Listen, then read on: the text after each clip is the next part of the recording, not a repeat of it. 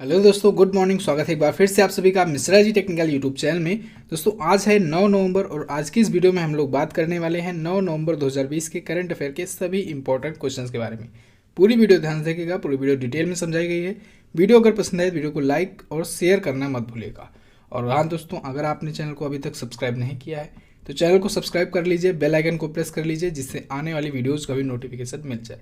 और एक बहुत बड़ी सूचना है आप लोगों के लिए, ब्रह्मास्त्र करंट अफेयर लॉन्च हो चुकी है। जी हाँ दोस्तों, इस ई बुक का आप लोगों को बहुत दिनों से इंतजार था। जनवरी 2020 से अक्टूबर 2020 तक की ब्रह्मास्त्र करंट अफेयर आ गई है।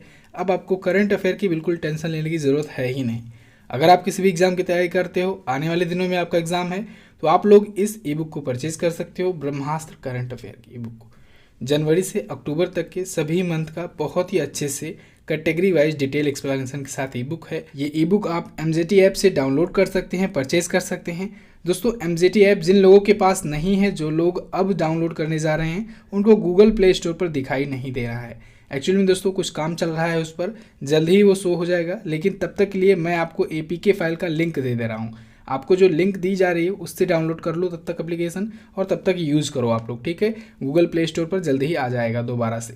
तो उस पर अभी काम चल रहा है। नीचे लिंक डिस्क्रिप्शन में दिया गया है APK फाइल का, उससे कर सकते हो परचेज। और अगर आप iOS या विंडोज़ यूज़र हो तब भी आपको लिंक दे दिया जाएगा डिस्क्रिप्शन से, आप लोग वहाँ से भी जाकर के परचेज कर सकते हो। चलिए बात करते हैं लास्ट डे के क्वेश्चन की। लास्ट डे का पहला क्वेश्चन था, किस वंश ने मौर्य वंश की जगह ली? तो दोस्तों शुंग वंश ने मौर्य वंश की जगह ली थी। सिस्का LED का ब्रांड एम्बेसडर कौन बना? तो सिस्का LED के ब्रांड एम्बेसडर राजकुमार राव जी बनाए गए। इन दोनों क्वेश्चन के बारे में काफ़ी लोगों ने डिटेल में आंसर किया था। चलिए बात करते हैं आज के दिन के पहले क्वेश्चन की। पहला क्वेश्चन है, हाल ही में किस राज्य ने वैतरणी लघु जल विद्युत परियोजना का उद्घाटन किया? तो अभी हाल ही में ओडिशा राज्य सरकार ने दोस्तों वैतरणी लघु जल विद्युत परियोजना का उद्घाटन किया है। कहाँ पर किया है? किंजर जिले में। कहाँ पर? किंजर जिले में, उड़ीसा के किंजर जिले में, जो कि एक आदिवासी बाहुल्य जिला है। तो वहीं पर वैतरणी लघु जल विद्युत परियोजना का उद्घाटन किया गया है। इसकी क्षमता की बात करें तो क्षमता है 24 मेगावाट की। उद्घाटन किया है इसका नवीन पटनायक जी, जो कि वहाँ के हैं CM। क्लियर? चलिए अब ओडिशा आया है तो ओडिशा से हम लोग जान लेते हैं रिलेटेड कुछ करंट अफेयर के पॉइंट जो पिछले दिनों में आए हैं चर्चे में। अभी दोस्तों सुमंगल पोर्टल और ओडिशा राज्य छात्रवृत्ति पोर्टल लॉन्च किया ओडिशा राज्य सरकार ने। सुमंगल पोर्टल इंटरकास्ट मैरिज के लिए था। संगीत नाटक पुरस्कार का नाम बदलकर सुनंदा सम्मान किया गया। मो विद्युत पोर्टल लॉन्च किया। DRDO द्वारा मिसाइल टेस्टिंग मैक्सिमम दोस्तों बालासोर उड़ीसा में ही की जाती है। अभी एक और किया गया था रिसेंट में, पिनाका रॉकेट सिस्टम का भी एक परीक्षण किया गया था, ये भी आपको याद रखना है। अगले 3 वर्षों तक राष्ट्रीय रग्बी टीम का प्रायोजन इसको स्पॉन्सर करने वाला है ओडिशा। सुजल योजना स्वच्छ पेयजल योजना से संबंधित है और ड्रिंक फॉर टैप मिशन इसका पूरा नाम है। सुजल योजना drink for tap mission Odisha राज्य सरकार की ही योजना है। ओडिशा बाई रोड कैंपेन ये भी है ओडिशा राज्य सरकार की योजना, एक अभियान है। इसके तहत क्या होगा, ओडिशा में पर्यटकों को अट्रैक्ट करने के लिए शुरू किया गया। गर्मा योजना ओडिशा राज्य सरकार की है। ओडिशा ने ही दोस्तों अभी हाल ही में राज्य वन्यजीव बोर्ड का पुनर्गठन किया है, ये भी आपको याद रखना है। अब ओडिशा से जानते हैं स्टैटिक पॉइंट। ओडिशा देख लीजिए दोस्तों, मैप में ये रहा ओडिशा। 1 अप्रैल 1936 को पहली बार ओडिशा अलग हुआ था बंगाल से। इस वजह से 1 अप्रैल को मनाया जाता है उत्कल दिवस, ठीक है, ओडिशा स्थापना दिवस या उत्कल दिवस। हालांकि 1950 के बाद से एक बार फिर से पुनर्गठन हुआ राज्यों का। भुवनेश्वर यहाँ की राजधानी है। नवीन पटनायक जी बीजू जनता दल पार्टी से यहाँ के हैं चीफ मिनिस्टर। गवर्नर है प्रोफेसर गणेशी लाल। नंदन कानन वन्यजीव अभ्यारण्य, सिमलीपाल अभ्यारण्य और चंदका हाथी विहार, ये है ओडिशा में ही। सिमलीपाल अभ्यारण्य से आपको याद होगा अभी भारत का एक अद्भुत ब्लैक टाइगर देखा गया था। ब्लैक टाइगर देखा गया था, ठीक है, काले निशान वाला धारियों वाला टाइगर देखा गया था। ओडिशा हाई कोर्ट की बात की जाए तो यहाँ के चीफ जस्टिस हैं मोहम्मद रफ़ीक जी। कौन है? मोहम्मद रफ़ीक हैं। कहाँ कहाँ से बॉर्डर शेयर कर रहा है ओडिशा? ओडिशा अपना बॉर्डर शेयर कर रहा है पश्चिम बंगाल से, झारखंड से, छत्तीसगढ़ से और आंध्र प्रदेश से। यहीं पर हल्का सा जो आपको दिख रहा है दोस्तों टर्न, यहाँ पर है चिल्का झील। याद रखिएगा, भारत में खारे पानी की सबसे बड़ी झील है चिल्का झील।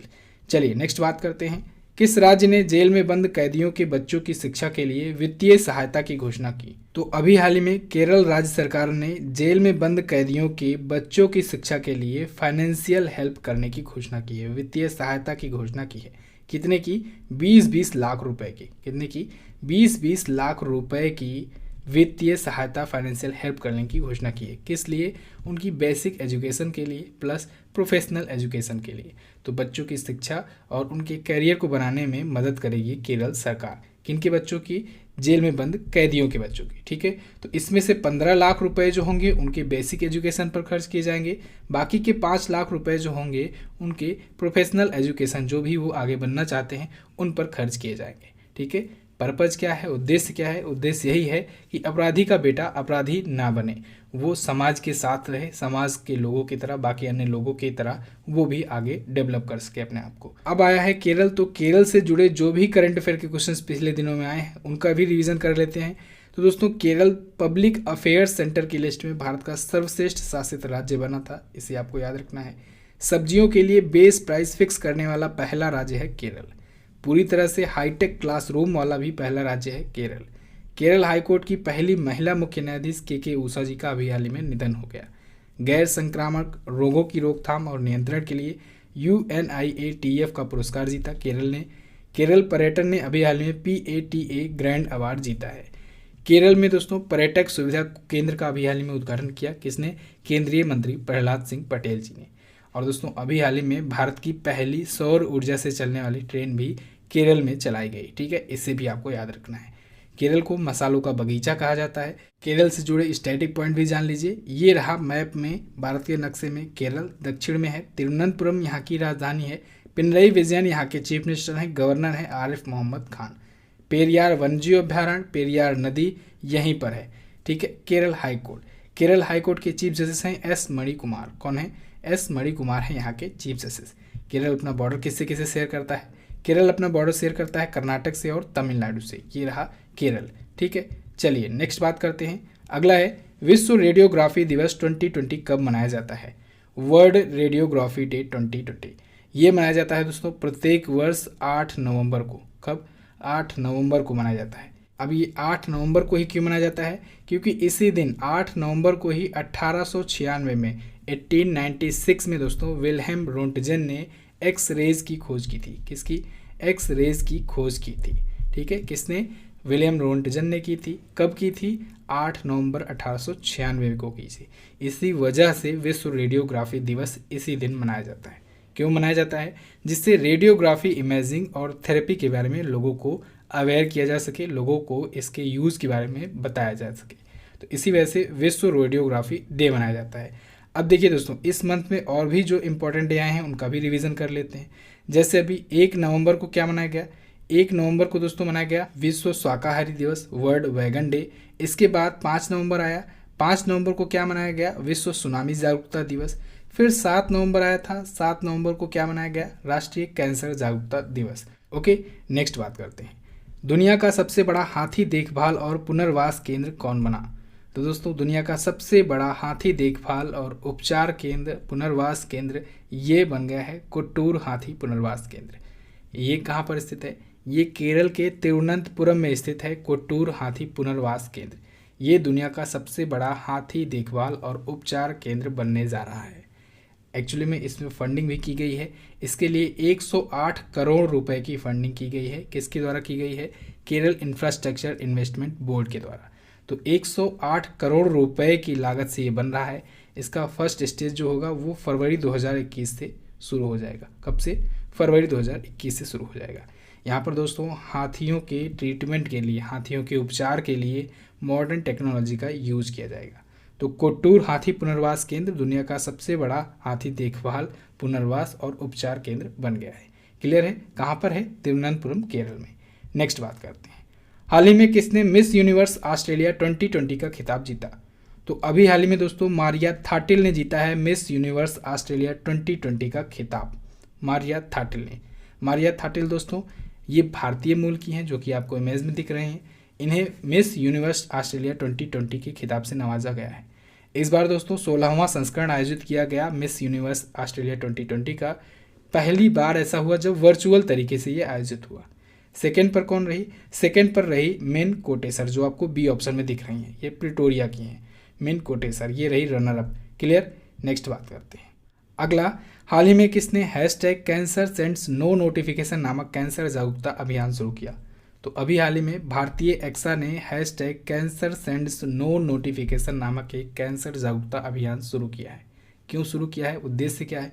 इसका उद्देश्य यही है कि भारत में कैंसर के बारे में जागरूकता फैलाई जा सके, अवेयरनेस फैलाई जा सके और लोगों को कैंसर रोग के लक्षणों को पहचानने के लिए अवेयर किया जा सके, जिससे वो लोग पहचान सके कि कौन सा रोग कैंसर है और सही टाइम पर इलाज करा सके। तो इस वजह से भारतीय एक्सा ने hashtag cancer sends no notification नामक एक कैंसर जागरूकता अभियान शुरू किया है। भारतीय एक्सा आया है, इसके बारे में जानिए। इसकी स्थापना दोस्तों हुई थी 2008 में। मुंबई में है इसका हेडक्वार्टर और इसकी करंट टाइम पर एमडी और सीईओ है संजीव श्रीवास्तव। कौन है? संजीव श्रीवास्तव है वर्तमान में इसके एमडी और सीईओ। नेक्स्ट बात करते हैं, कहाँ की नगर निगम ने प्लास्टिक लाओ मास्क ले जाओ नामक पहल शुरू किया। तो अभी हाल ही में देहरादून नगर निगम ने प्लास्टिक लाओ मास्क ले जाओ नाम का एक अनोखा पहल शुरू किया है। इससे क्या होगा? इससे दो फायदे होंगे। एक तो फायदा ये होगा कि प्लास्टिक कचरे से मुक्ति मिलेगी और दूसरा फायदा ये होगा कि कोरोना के प्रसार को भी रोका जा सकेगा। ठीक है, क्योंकि मास्क का वितरण होगा, लोग मास्क का यूज़ करेंगे तो कोरोना का प्रसार भी, कोरोना संक्रमण का प्रसार भी रोक सकेगा। ठीक है, चलिए, तो इस पहल के तहत प्लास्टिक कचरे के बदले में 5000 तक फेस मास्क वितरित किए जाएंगे। देहरादून नगर निगम के द्वारा ये शुरू किया गया है। अच्छा, अभी इंदौर नगर निगम से भी मैंने आपको एक क्वेश्चन बताया था कि इंदौर नगर निगम पहला ऐसा नगर निगम बना था जिसने कोविड अपशिष्ट के लिए, यानी कोरोना वायरस से जुड़े जो अपशिष्ट होते हैं उनके लिए पीले कचरे के डिब्बे यूज करने की घोषणा की थी। ये भी आपको याद रखना है। इंदौर से ही एक और क्वेश्चन याद आ गया, प्लास्टिक प्रीमियर लीग की भी इसने अभी हाल ही में शुरुआत की है। ठीक है, इंदौर नगर निगम ने, ये भी ध्यान रखिएगा। फिलहाल इस क्वेश्चन का आंसर है देहरादून नगर निगम। अगला, सर्वश्रेष्ठ हॉकी इंडिया सदस्य इकाई पुरस्कार 2019-20 से किसे सम्मानित किया गया। तो दोस्तों अभी हाल ही में मिजोरम हॉकी को सर्वश्रेष्ठ हॉकी इंडिया सदस्य इकाई पुरस्कार 2019-20 से सम्मानित किया गया है। क्यों? वहाँ पर हॉकी मिजोरम के द्वारा अधिक से अधिक युवाओं को हॉकी के लिए प्रोत्साहित करने के लिए, साथ ही साथ उनकी अच्छी ट्रेनिंग देने और अच्छी सर्विसेज प्रोवाइड करने की वजह से ये हॉकी इंडिया के द्वारा सम्मानित किया गया है। तो हॉकी इंडिया ने अपना सर्वश्रेष्ठ इकाई चुना है मिजोरम हॉकी को इस बार के लिए, 2019-20 सत्र के लिए। क्लियर? अच्छा, साथ ही में एक और व्यक्ति को सम्मानित किया गया, राकेश कुमार को।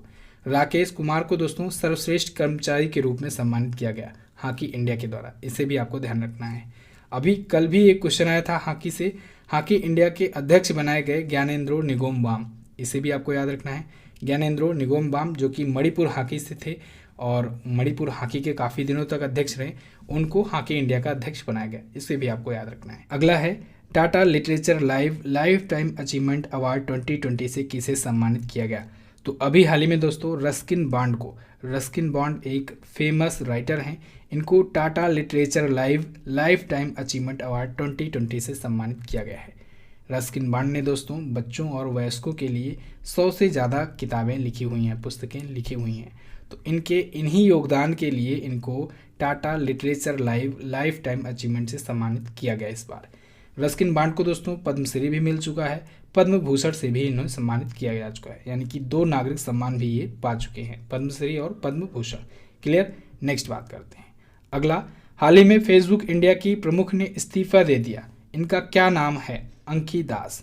ए ऑप्शन में जो दिख रही हैं अंकी दास, ये फेसबुक इंडिया की पब्लिक पॉलिसी प्रमुख थी और इन्होंने इस्तीफा दे दिया है।